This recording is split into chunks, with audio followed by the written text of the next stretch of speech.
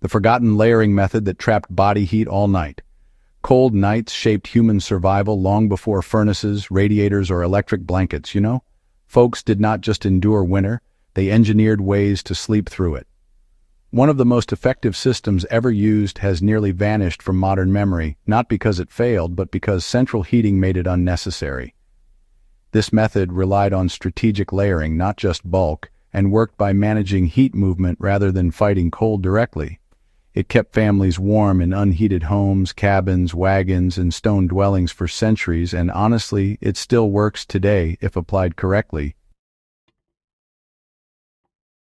This was not about piling on clothes. It was about controlling air, moisture, and compression in a way that modern bedding often ignores. The system relied on layered zones, not stacked blankets. Historical records from Northern Europe, early America, and Central Asia show a consistent pattern in how people layered for sleep. They created distinct thermal zones instead of one heavy mass. Closest to the body was a thin, dry layer meant only to separate skin from trapped moisture. Linen, untreated cotton, or finely woven wool were used because they absorb perspiration without collapsing.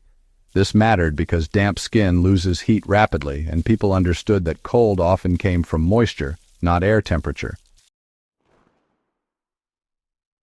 The second zone was the insulation layer. This layer was never tight and never compressed. Wool blankets, feather-filled quilts, or loosely carded animal hair were common. The goal was to trap still air, because still air holds heat far better than fabric alone. Compression destroyed insulation, so people avoided weight here. The final zone was the ceiling layer. This is the part most folks have forgotten. Heavy coverlets, woven bed rugs, or even treated hides were placed over everything, not for warmth, but to stop airflow. This outer layer prevented warm air from escaping upward and cold drafts from penetrating downward. Without it, heat leaked away no matter how many blankets were used underneath.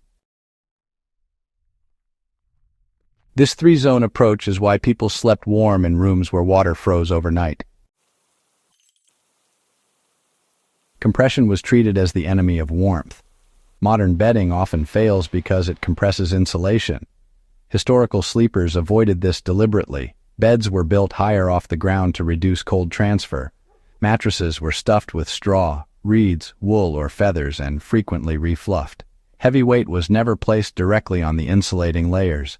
Even shared sleeping arrangements were designed to distribute pressure evenly, allowing insulation to retain loft. In practice, this meant that a lighter system outperformed heavier ones. A well-maintained layered bed with airflow control retained heat far better than thick modern comforters crushed by body weight. Today, this can be applied by using firm underlayers, avoiding memory foam directly under insulation, and choosing materials that recover loft instead of flattening permanently. Clothing was part of the sleep system, not an afterthought. People did not sleep naked in cold climates unless conditions allowed. Sleep garments were chosen carefully. Loose-fitting nightshirts made of linen or thin wool allowed moisture to move away from the body.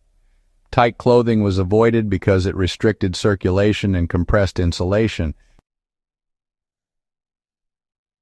In extreme cold, folks wore soft caps or wrapped scarves around their necks, not really for comfort, but because, well, heat loss from the head and collarbone area was pretty well understood. This simple practice alone could make the difference between restful sleep and, constant waking. Applying this nowadays means wearing breathable, non-restrictive layers to bed and steering clear of synthetics that just trap sweat. The real goal here is dry warmth, not heat buildup. The ground and air gaps were controlled real deliberately. Cold rises a whole lot less than folks might think. Ground chill was a serious problem historically, and people countered it pretty aggressively. Beds were elevated, floors were layered with rushes or rugs, and sleeping platforms were insulated from below. Air gaps were actually used on purpose, not just eliminated. A small gap between insulation layers created a buffer zone that helped stabilize temperature all through the night. Modern sleepers can recreate this by insulating below the mattress and avoiding direct contact with cold floors or uninsulated frames. Even a simple barrier dramatically reduces heat loss. Heat was conserved before sleep ever began. Another forgotten detail was preparation. People warmed beds before sleeping using heated stones, hot bricks, or metal pans filled with embers placed beneath covers and removed before entry. This preheated the insulation layers so body heat was not wasted warming cold materials. While open embers are not practical today, warming bedding with hot water bottles or preheating the room briefly before sleep achieves the same effect. The principle is the same: preserve body heat rather than spending it unnecessarily. This system scaled from cottages to campaigns. Military journals and expedition logs confirm that this layering method was used by soldiers, explorers, and traders sleeping outdoors or in temporary shelters. They layered ground insulation, body layers, and wind-blocking covers in the same three-zone pattern. Folks who ignored this structure often suffered frostbite or exhaustion, even with adequate supplies. This is why, experienced outdoorsmen historically carried fewer but smarter layers, prioritizing airflow control and moisture management over just sheer thickness. Applying the forgotten method today doesn't mean you need period materials. You do not need antique blankets or straw mattresses to apply this system. A breathable base layer, a high loft insulating layer, and a dense outer cover can be put together with modern materials if you choose carefully. The key is respecting function over marketing. Really, materials must breathe, insulate without compression, and block airflow at the outermost layer.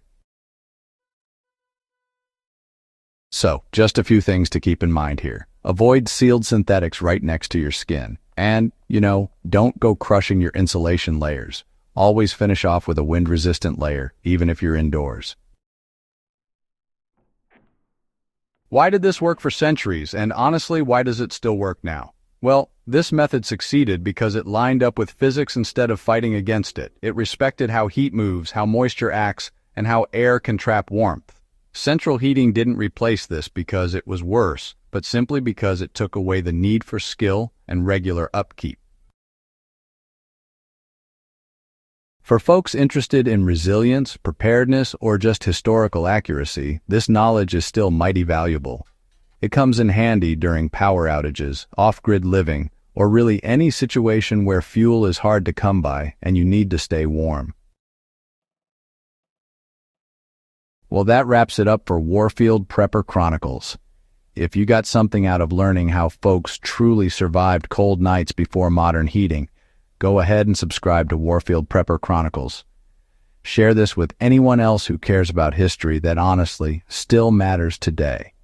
These are the ways families made it through winter long before convenience took the place of know-how, and I reckon they're worth holding on to.